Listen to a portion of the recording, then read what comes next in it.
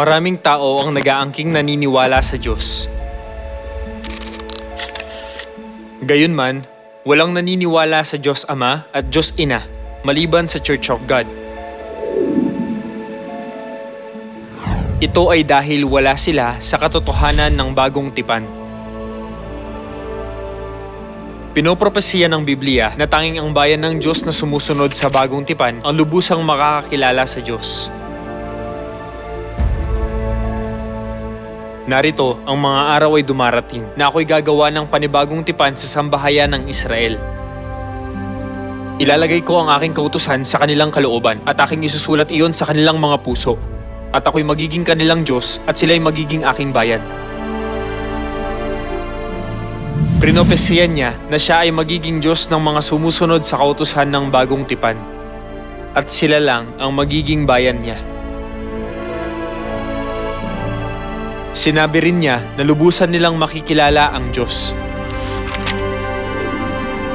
At hindi natuturuan ng bawat isa. Kilalanin mo ang Panginoon sapagkat ako'y makikilala nilang lahat mula sa pinakahamak sa kanila hanggang sa pinakadakila.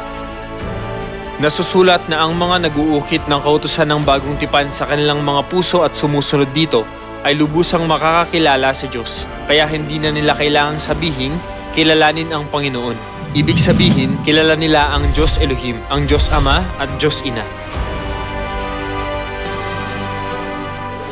Ang Diyos sa mga salitang, ako'y magiging kanilang Diyos, ay Elohim sa Hebreo.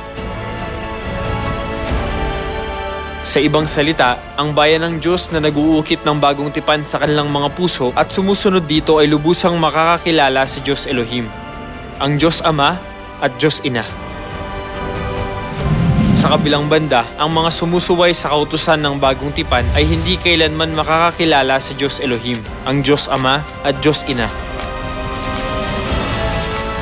Kung wala ang bagong tipan sa ating mga puso, hindi natin kailanman makikilala ang Diyos Ina. Kaya naman, pakiusap, unawain at isagawa ang kautusan ng bagong tipan upang makapaniwala kayo sa Diyos Elohim, sa Diyos Ama at Diyos Ina.